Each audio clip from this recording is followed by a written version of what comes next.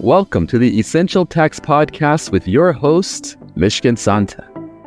In each episode, we'll take the complex world of tax, all the jargon, acronyms, and stuff that make your eyes glaze over, and explain it in an impactful way to understand the complex and unknown areas. You can find this show on all the major platforms, including YouTube, LinkedIn, Apple Podcasts, Spotify, and on our website, thewolfgroup.com. Now, here's the host of Essential Tax Podcast, Mishkin Santa. Hey, everybody. Welcome to the podcast. I'm super excited for today's guest. I'm a big fan of Cerity Partners and what they do as far as advising clients. We work on a lot of clients together. And Frederic, who is my guest today, we recently did a webinar for Barbary, which used to be Stratford, tax planning for foreign estates. I think that was, December of last year that we did that one. Late last year. Yeah, late last year. Had a great time doing the webinar with Frederic, and I said, hey, come on the podcast. Let's talk about kind of what you guys do and some things that you run into with cross-border issues for, multinational families, high net worth individuals, things like that. So without further ado, Frederic, welcome to the podcast. Let's start by having, just to set the table, tell our audience about your education, background, and a little bit about your firm. Yeah. Well, thank you, Mishkin, for the introduction. It was a good webinar, like I said, last year, and honored to be on the podcast here to talk a little bit more about what we do and how we've collaborated in the past with cross-border clients. So my name is Frederic Behrens. I'm a partner at Cerity Partners based in New York City. I'm one of the leaders on our cross-border team. We have many different cross-border practices that work with clients in different international locales. So we could talk more about what that means, whether they're U.S. citizens abroad, foreign nationals in the U.S., non-resident aliens. As a firm, we have very broad expertise in all these areas and different partners and colleagues servicing these clients on a day-to-day basis. So very excited to share a little bit more about myself personally. I've been doing this now about 13, 14 years, went to law school at the University of Wisconsin, not a real lawyer like Mishkin, but bring in a lot of legal expertise. And before that, went to the University of Georgia for my undergraduate. So growing up in a kind of a broadly international family, I saw a great need in this area and loved to make a career out of helping very unique families, right, Mishkin? We probably deal with some more interesting clients than normal, I'd say. That's right. We definitely deal with complex, interesting clients. But to backtrack for 2 seconds, so you got your JD from the University of Wisconsin. For the listeners in the audience, I was actually born in Madison, Wisconsin. My parents were both Badgers as well, and love the city. In fact, we're about to take our kids on a little bit of a road trip. I have a IRS conference in Chicago coming up, and then we're going to hit Iowa and then up to Madison to relive some of those glory days. But I hope you had a good time while you were out there doing your law degree. Yeah, you got to go to the terrace, get some ice cream or a pitcher of beer. So that's the spot to be in Madison in the summer. All right. Well, I'll definitely make sure to note that. Okay, let's get into, so there's a couple different topics, Frederic, that I just kind of want to run by you, get your take on. Also, for the folks in the audience, one of the great things about Frederic is that he's got some great war stories. So I'm going to, look to him to give us, maybe something that he's experienced in the past that can kind of illustrate some of the topics that we're going to run through today. So the first kind of big picture topic that I want to go into is just basic, general, international tax planning. So Frederic, how do you coordinate planning related to investment strategies for your clients that live outside the United States? I think I get this question commonly. I live outside the United States. I have some investments maybe in the U.S., some investments outside of the U.S. What's your, when someone comes to you with that fact pattern, which is not as straightforward than a normal U.S. person that says, hey, I've got all my investments inside the United States. What's your general approach? What are you thinking? What are you trying to figure out? Yeah, sure. So we see kind of a wide variety of clients. Some, are based outside the U.S. permanently. Some are temporarily outside the U.S. Sometimes we see, a wide range of investments, real estate, private company ownership, equity in a public company. So I think the first thing we kind of see is what's the tax status, right? We see families with different tax statuses. There's a U.S. citizen taxpayer, maybe a spouse that's not a U.S. citizen. Maybe they own something. Maybe there's attribution rules which make the U.S. spouse own something. So we've gone through a lot of these different scenarios. And I think, again, understanding what the purpose of the investments are. We sometimes see people that unknowingly own a lot of, passive foreign investment companies or PFICs because they just didn't know about it, right? That's just kind of what they've done for the last 15 or 20 years. Or we might see some clients, voluntarily have a PFIC. I remember one client, he says he was very proud about completing that Form 8621 every year for a very unique investment that he owned. And he knew incredibly well why he owned it and the purpose behind it and was totally comfortable with that. So I think that's really where it comes down to is for certainly the more sophisticated global family, there might be investments that, that need to be more complex or unattainable in the U.S. and working through with, a colleague like Mishkin on how to report that, how to maybe fix problems from the past and work towards the overall financial plan going forward. Fantastic. And do you when you're talking to these clients, do you try to keep their investments in the same currency that they're operating under in the foreign country? Like, are you trying to keep everything maybe aligned for currency purposes, or does that at all factor into your planning strategy? Currency is very important, especially now. We're seeing kind of bigger moves in the dollar the past year and a half or so. We're seeing a little rebound today or in the past couple of weeks, which is getting some emails. Hey, let's convert to euros and convert to pounds. I think most of the clients we work with might have their lives in many different currencies. They might be from the US and have had, retirement accounts and brokerage accounts and maybe own a house in the US, but now are working overseas and maybe own a house that's denominated in pounds and they have euro investments, or they spend some time in Japan and have a Japanese pension or insurance product. So that might be, 4 or 5 currencies that some of our clients have just from their normal lifestyle.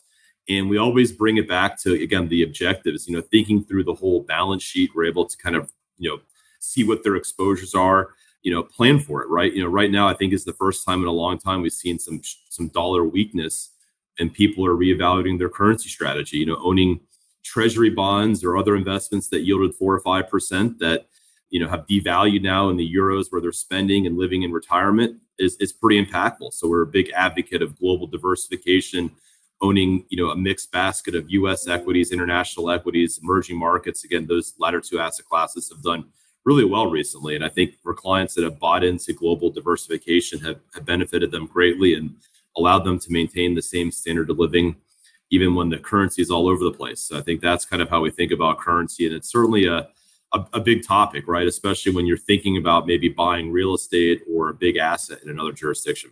Yeah, right on. Definitely. You mentioned earlier about PFICs, and for the audience that may not know what a PFIC is, it stands for Passive Foreign Investment Company. But in the context of what Frederic is referring to, it could be some kind of foreign mutual fund, pooled fund, hedge fund, basket fund. Those are generally going to be what we call tax toxic from a U.S. perspective. There's some very punitive rules. And I have a podcast with Mary Beth Logan that I previously did on the topic of PFICs, if you want to learn more about that. How often do you run into issues with PFICs or any other what we call tax toxic U.S. asset? Yeah, great question. I think we see clients that are now more aware of this topic. Moving abroad is much more popular than I think it was 10 years ago. There's, you open the Wall Street Journal, the New York Times, really, Instagram, and you see people sharing their lives abroad and educating you on how to do this or that and what to avoid and pitfalls. So I think people are less and less moving to Europe and opening a brokerage account and buying a bunch of, euro denominated ETFs, which are pretty harmless, but are still PFICs. Right. I think we now see clients that have, legacy family investments or maybe foreign pensions or insurance providers that they didn't realize what's going on, right? In New York, we see it all the time. A UK couple lives in New York and maybe they have an ISA, which is a tax advantage UK account, but they've had, a bunch of UK pound denominated mutual funds. And they're just realizing for the first time that this might be a little bit more problematic. Or we see insurance wrappers in Asian jurisdictions that often contain, they think it's at a U.S., for example, Fidelity, right, which is global, but, it's a different Fidelity, right? That's not a U.S. mutual fund. That's a non-U.S. mutual fund that's listed in another currency. So I think those are where you start seeing the PFICs a little bit more, where people are less aware and kind of shocked that they've owned something that maybe isn't the most ideal from a tax perspective. So I think kind of what I see is most often, people aren't going ahead to purchase PFICs, but are discovering I guess, the PFICs of their past. That's right. The ghosts of Christmas past right there. Yeah. Okay. Do you have any specific war stories, or, obviously we're not going to disclose any client information, but do you have any stories related to international tax planning, whether good or bad, that you want to share with our audience? Yeah, I think, in preparing for this, I was thinking through some more recent client stories. I think some pre-immigration planning is a big topic. We're seeing a lot of clients come to the US, right? They often, I think the right way to do it, we're talking with a family that's planning a move to New York through a corporate transfer, and they're going through a very extensive process. But I think sometimes we see people that are just showing up with everything they owned, maybe beneficiaries of foreign trust, or they're part of a family business, and they came here on a student visa and now got a green card. We've seen people that are getting green cards abroad and coming here. So I think the pre-immigration planning was one area where we've seen some horror stories where people maybe inadvertently own PFICs or foreign trust or other more tax toxic assets and have now already immigrated to the US, used that green card to enter for the first time. On the way out, I think another topic we're seeing a lot is expatriation, right? So going through the process of maybe you've now lived in the US 20, 30 years and you want to go back home, and you've acquired very large retirement accounts, maybe employee stock compensation. You've really built your life in the US, but for whatever reason want to move back to England or Spain or to India and want to give up your green card, or have to, really, right? I think in the past, a lot of people kind of just left with their green cards and saw what happened. But I know now that immigration policy is much more stricter, and it's not as easy just to keep the green card while living outside the US. It's not possible technically. So I think there's a lot more concerns around leaving the US now as well, after you've built a life here, and maybe you're going back for family and other reasons. Seeing people that have built really large balances in, for example, IRA accounts, and have huge capital gains, and the stock market's done really well, and now are faced with a potential exit tax that they didn't think about, right? No one told them about this when they got their green card, and now they're have maybe already decided to leave, or are basically doing it, and now are really reconsidering, well, what do we do, right? There's a couple approaches I'm sure you've helped clients through, Mishkin. Yeah, well, my advice on both the pre-immigration and outbound planning is I need a long runway. Yeah. Sometimes people will come to you and say, I'm going to be in the US in 30 days, or I want to leave the US in 60 days. And it's like, I'm not a magician. I can't wave a magic wand and make everything okay for you. Sometimes some of your facts are just going to be whatever they're going to be, because the timeline just, you don't have enough time. But if someone comes to me and says, look, I'm planning on leaving in a year or 2 years, then that's a great runway. We can do a lot of planning. We can really peel back that onion. Same thing with pre-immigration planning. I wish a lot of times folks would come to us and give us 6 months, maybe a little bit longer before they come in. But a lot of times we do pre-immigration planning and they're already here. And then it's not really pre-immigration planning. It's more like, hey, you kind of got here and you're a tax resident, and we're just going to mitigate it the best we can. And maybe we get in the, maybe we get a timely check the box selection and, or something like that. But, those are certainly things that I would share with the audience. One tip to take away is, give your tax advisor time, as much time as you possibly can. Don't just short circuit that at the very end and expect, great things to come from that. Yeah, I think on the pre-immigration planning, you can kind of correct me if I'm wrong, probably a little shorter time frame, 6 months to a year, probably can get a lot done. You could do a rush job in a couple weeks and months. I think on the outbound, that might be several years. So one situation I've seen is some entrepreneurs, right? Silicon Valley, the US, a great place to build a lot of wealth. And if you're coming from another jurisdiction where you might go back to, we had a client that was here on a green card that kind of foresaw this in the future. We kind of said, well, why don't you come back on an employment visa? You're the boss, right? You're not trying to find another job, right? So the employment, the green card lets you change employers, come back, have your company sponsor you for an employment visa, which buys you a little bit more time possibly for tax residency. And that was a good pathway to kind of allow a little bit more of a runway to maybe exit in a more favorable tax jurisdiction. Or as Mishkin said, if you're expatriation, doing things over 1 or 2 or 3 years, maybe one spouse leaves first, then the second spouse, there's some gifting. It's a little harder to leave than it is to come in. That's right. It is harder to leave than it is to come in. I think that's Newton's third law.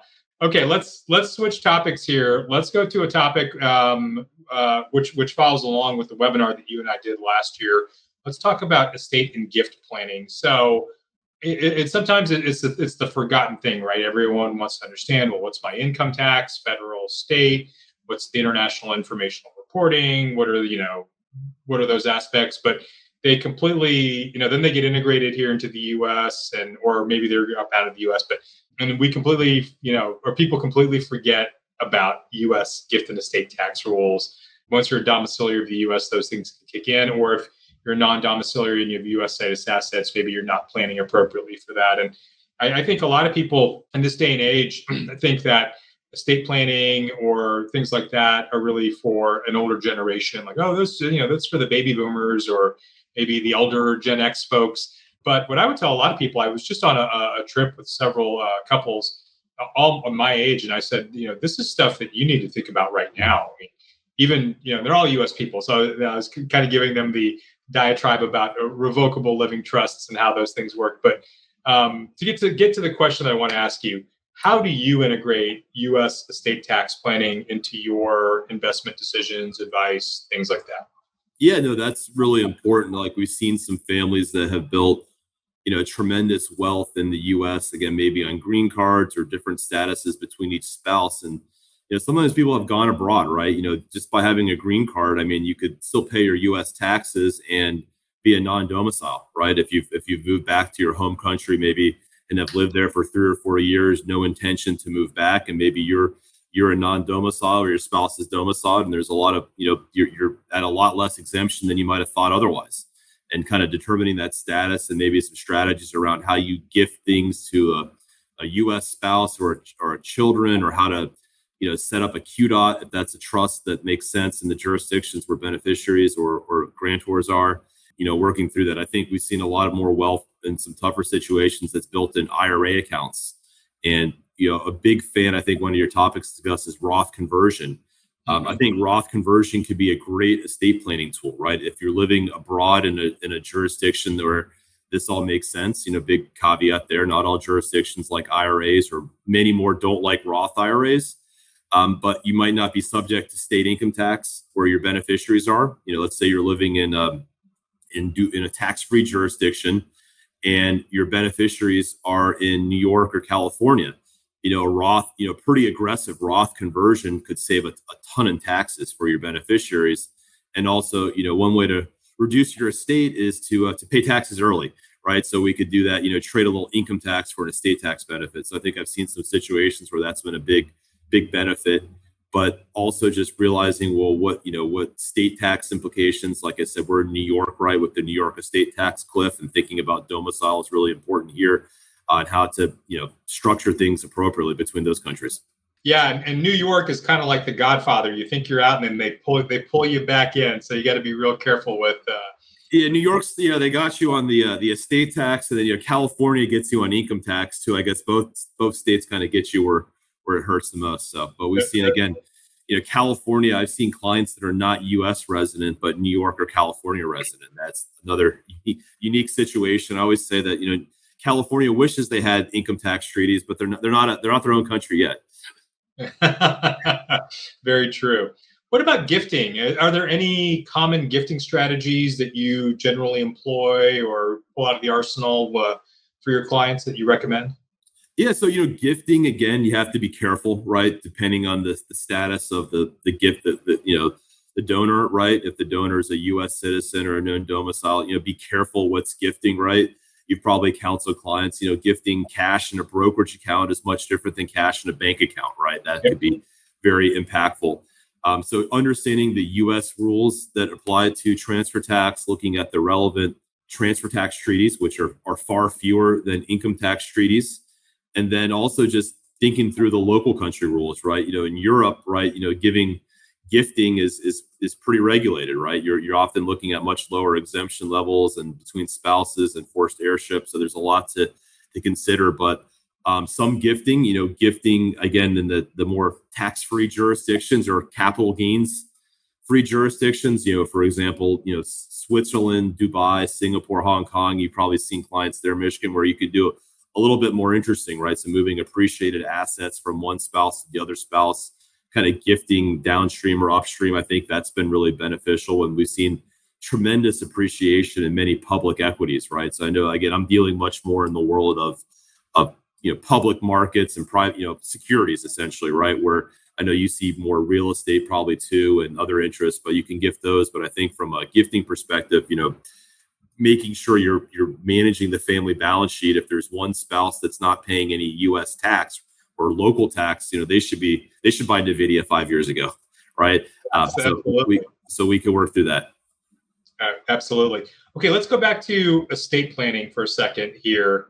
What's your thought process when you see someone with a closely held foreign corporation or partnership and, they haven't done any succession planning at all, they haven't thought about it, and maybe you have, a non-resident dad or mom that owns that business, and you've got the kids are in the U.S., they're green card holders or whatever it is, and you're kind of like, ooh, now we get a little bit of a hot potato if someone were to pass away.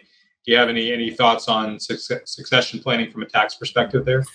Yeah, so I think that's one area, again, where call Mishkin, right? Or call your local, call a few lawyers and accountants, right? So you're oftentimes dealing with two jurisdictions, maybe the jurisdiction in which the company is registered and their regulations on ownership and other issues.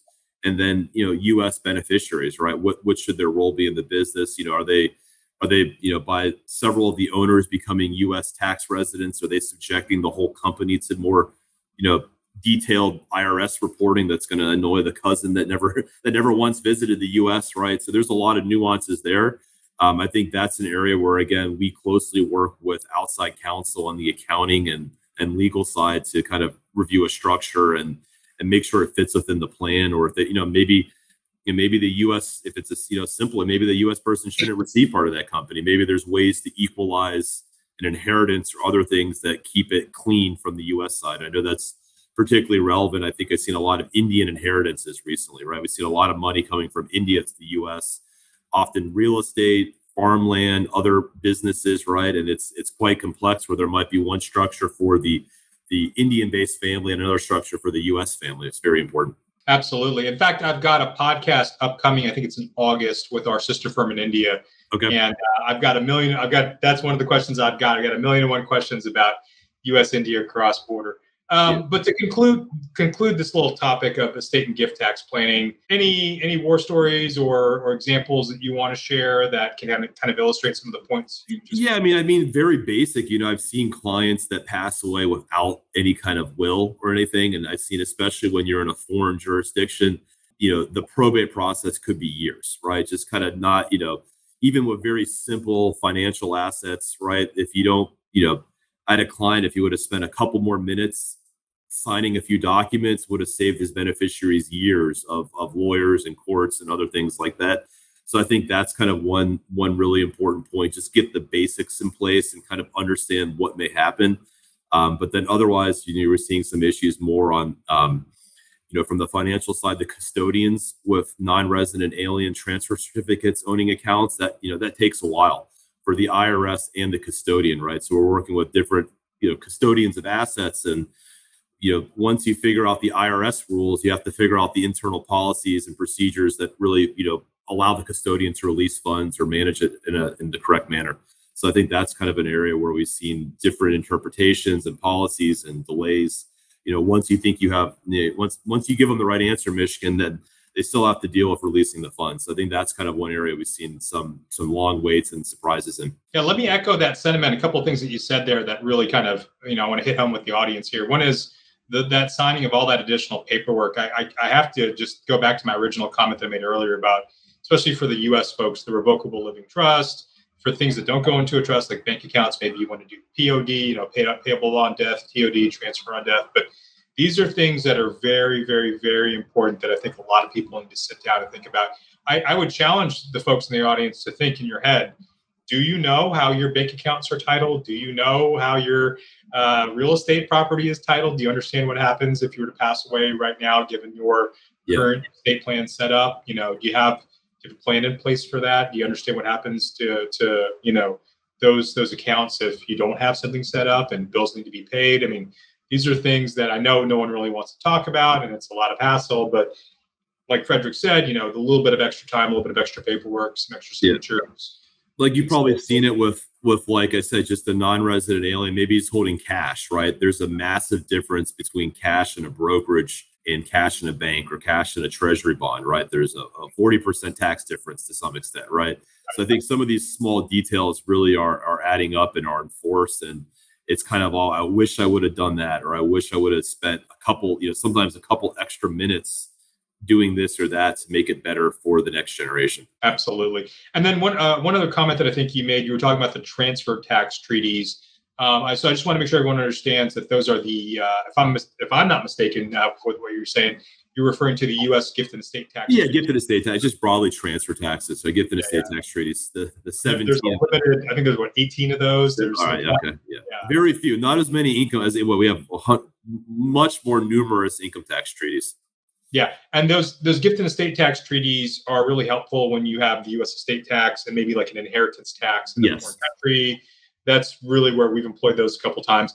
Fair warning to the audience, though, those things were written, I want to say 30s, 40s. I mean, it's like reading the Queen's English from like the 1500s. Yes. It's like they're using that old font on the IRS website, right? They're using like typewriter font. Someone with a quill and a pen kind of sketching it out. Yeah. So be aware of that. Let's go to our final topic for today, which is kind of a potpourri of miscellaneous items. Because I just want to kind of demonstrate here, because I know Cerity Partners, I mean, you guys do some really, really great work. And I just kind of want to make sure that I highlight the depth in which, your firm can provide advice. But let's do a little potpourri. So what's your approach when you had, and you mentioned this earlier, because you had, I think you were speaking of an L1A transfer executive, but when you run into folks, I see this a lot of times, people that are executives, C-level employees, maybe not C-level, but they've got RSUs, ISOs, carried interest, SAFE, whatever it is. And, in their head, they're like, it can't be that complicated. And I'm like, oh, it can get super complicated. Even just the normal U.S. person, I dare say, I'm a firm believer that if you have any of these things and you're just a normal U.S. person with a W-2, 50% of those W-2s are incorrect. That's my opinion. I'm not saying that's actually true, but I just see so many times, I'm like looking at it, I'm like, that's not right. When you just do the math on the accounting, it's like that doesn't, your compensation didn't add up correctly. But what's your approach when these people kind of come across your desk and they're like, okay, how can you help me?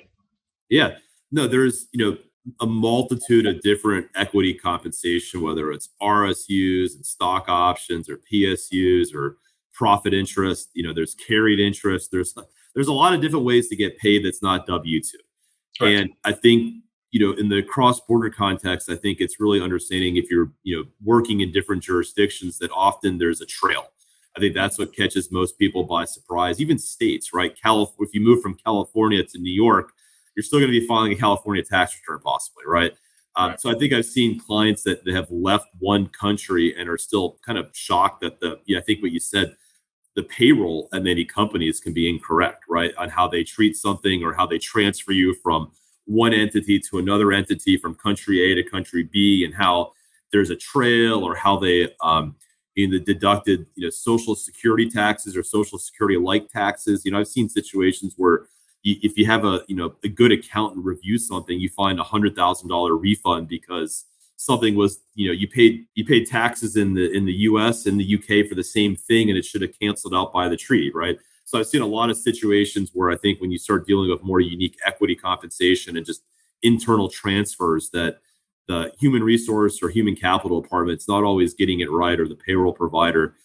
So I kind of agree with Mishkin. I think I hope my W-2 is correct, but I've seen it with clients where I think when you're kind of switching between countries, or maybe two or three are working significantly in different states, there's always these nuances that you should ask questions, right? So I think, again, that's where working with a good professional could add some material value to say, look, you shouldn't do this, right? This is the simple way to do it, and they're not doing it the right way.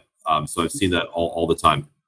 And I honestly, my comment, Frederic, just to make sure everyone's understanding this, I'm not trying to downplay HR or payroll or those people. My wife's former HR. I get it, but these are complicated topics, and I wouldn't expect them to. Now you have employees of record, right? You're probably seeing more and more clients are working through employees of record, EORs, and and self-employed. So like, again, all these things are just something to consider when you might think you don't have a tax, but you do, or you're paying it twice or something. So I think that's kind of where I think you should get a second opinion. Yep, double check it for certain. Okay, let's talk about something you mentioned earlier, because I think this is a point that I want to hammer home. The Roth IRA, or even the traditional IRA, right? And I think a lot of people don't really think this through, because they're like, oh, it's common, right? A lot of people in foreign countries coming to the US, they're like, oh, my pension in whatever country, it's a 401k. And I'm like, I'm sorry, it's not a 401k. It's not qualified under Internal Revenue Code 401. And in the reverse, when you have US people that have these Roth IRAs or traditional IRAs, they sometimes are taken aback by the fact that the foreign country is going to look at those like a brokerage account. Yeah. And that they're going to want to tax that, whereas in the US, they're tax deferred until a certain point happens. So what do you normally, I normally do the whole, hey, there's only 9 countries in the world that respect the Roth IRA. Chile just became the 9th one. If you look at their treaty, that they just got but what do you generally, what's your approach on that? Yeah, I mean, there's a couple ways to think through it. I mean, one, we get a lot of questions. Sometimes, I have like a foreign pension. Can I roll it into my IRA? I'm like, yeah, you technically can. The custodian's not going to decline the check. It's just the IRS is going to say, where did this money come from? So we've seen, you should never do that, right? That's clear, right? I don't think there's any instance. I thought maybe at one point there was some limited instance of Canada. I don't even think that exists anymore, but you can never roll a foreign pension into an IRA or outbound, right? I know there was these QROPs and people doing kind of weird stuff out there, but keep it in its wrapper, essentially. That's right. On the Roth IRA, you're right. Like how to deal with that? That's essentially almost a double tax, right? Because it's a tax-free account for a U.S. purpose, and it may be taxed on an ongoing basis in the foreign jurisdiction. One way to kind of deal with that is, again, I always like my Roth IRAs, or you could extend this to 529 college savings accounts or HSAs. They're your tax-free account. They should be invested pretty aggressively, right? I would say you want to maximize your potential for growth in a tax-free manner. So that's where you should buy NVIDIA, right? And kind of using that NVIDIA example, let's say you did buy NVIDIA, right? And maybe it's in your Roth IRA. I think kind of generally higher growth assets generate less current income, right? So that might be one way. Even if the foreign jurisdiction is treating it as a brokerage account, there might not be much reporting, right? You own a stock that never pays interest or dividends. It's just kind of there, right? If you sell it, that's kind of where you have to do some calculations and kind of reconcile in the foreign jurisdiction. But I think kind of when you think about, people talk about asset allocation. I think a lot about asset location. What do you own in your tax-free account, your pre-tax account, your brokerage account?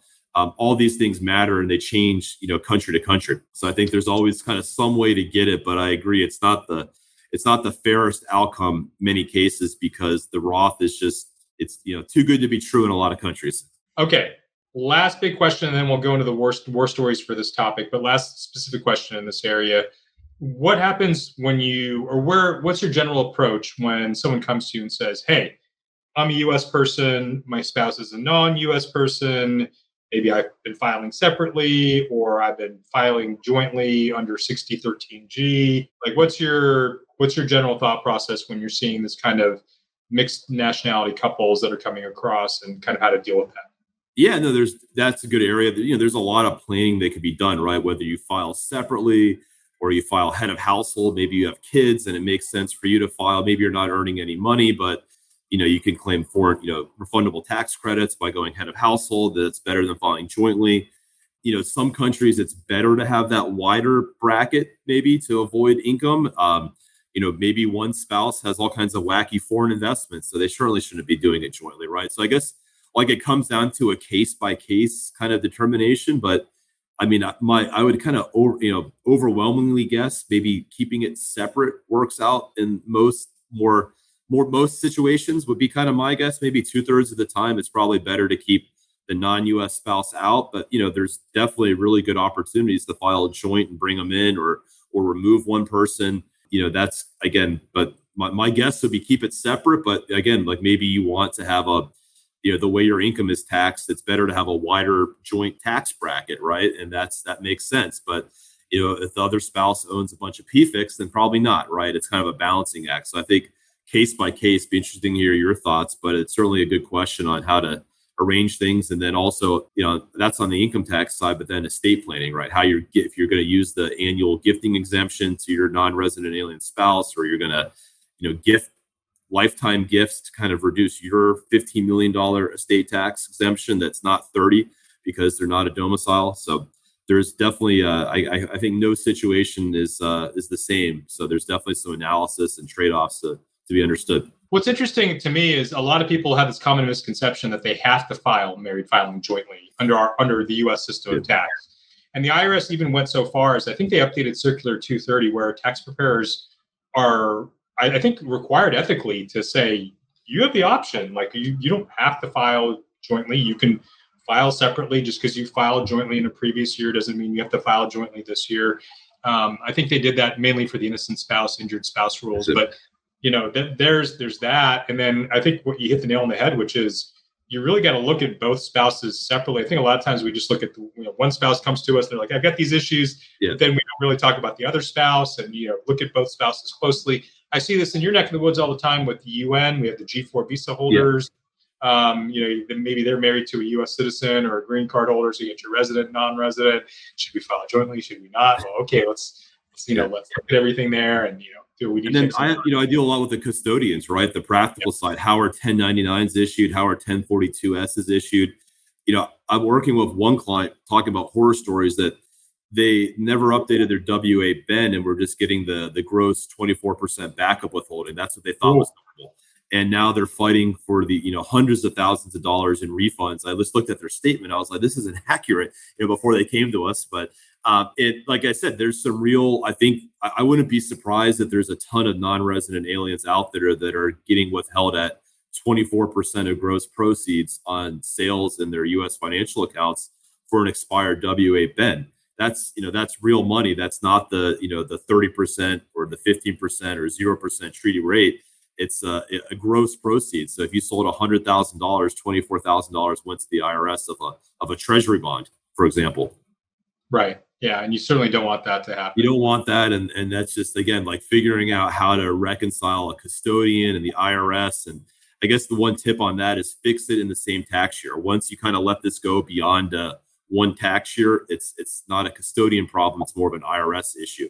So a lot of nuances there. Yeah. And I think the IRS is trying, I think they're going to roll out some new stuff really soon to help with some of these non-resident alien spouses that don't have taxpayer identification numbers. Sounds like they've got some things that they're going to maybe roll out to make their life a little bit easier when having to file to get, like you said, improper withholding tax back or reissued. So I know some of those things are in the works.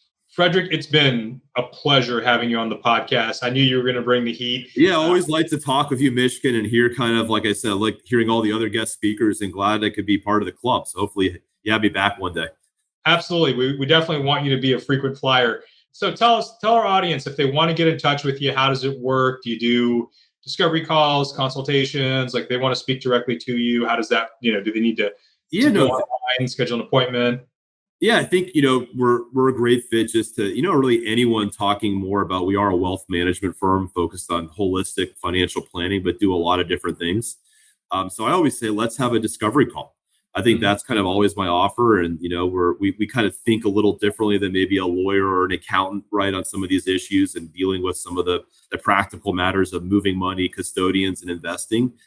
So we have our website, CerityPartners.com, and you can find my profile or a cross-border page. And, feel free to submit a request. I think my email might be included with this podcast or a link. And it'll be the link. Love talking to people all around the world and in the U.S. and understanding kind of what we can help them with and get them to a good solution. All righty. Well, thank you, Frederic. All right. Thank you, Mishkin.